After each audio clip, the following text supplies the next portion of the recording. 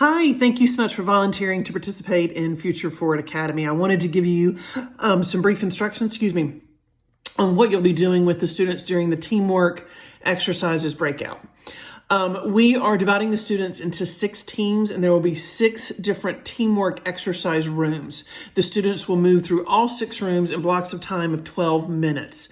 The way that time breaks out for this exercise, they will have, upon arriving in the room, they will have 2 minutes for you to give them instructions and answer any questions.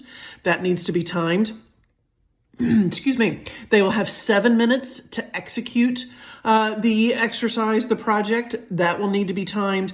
They'll have 2 minutes for reflection, which I will give you the prompts in this video as well. They'll be written down in the room as well for them to reflect. They'll have a note card or a notepad on which they will write their own reflections. You do not need to take those up. We want that to be a cumulative writing exercise.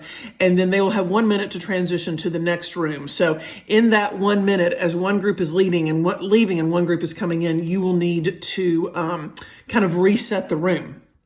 Your specific exercise is going to be what we call categories. So in the room, there will be 13 unrelated items in the room. It will be no rhyme or reason. We have no preconceived notion about this. The students will, as a team, come up with no more than 4 categories into which these 13 items can fit. We want them to be creative, and we want them to work as a team to agree upon, to look at the items and decide what makes sense in terms of a category. The more creative, the better. And if they, let's say, so we're providing with an odd number of items for an even number of categories, maximum. If they only use 3, that's fine. But if perhaps they may have to come up with a rule an exception to their own rule of why something needs to fit into a category. That is also fine. Part of your reason for being in the room is to make sure they don't use their phone.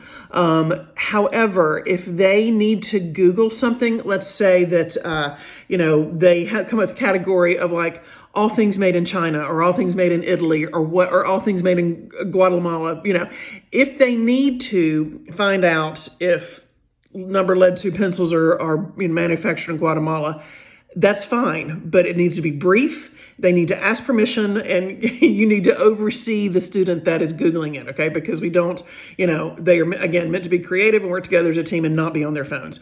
So what you'll need to do, they'll need to explain to you as the leaders, like maybe at the 6-minute mark or the 6.5-minute mark, what their categories are, they can't exceed 4, and why they've put each item into that category. So again, you're not supposed to do the exercise for them. Let them figure it out. And then let's see. Oh, and then you'll need to reset the room for when the next team comes in. So, you got to make it, don't leave the items like the previous team had set them, because the new team's got to come up with their own plan. Okay. Hope that makes sense. Please let me know if you have any questions. Thanks so much.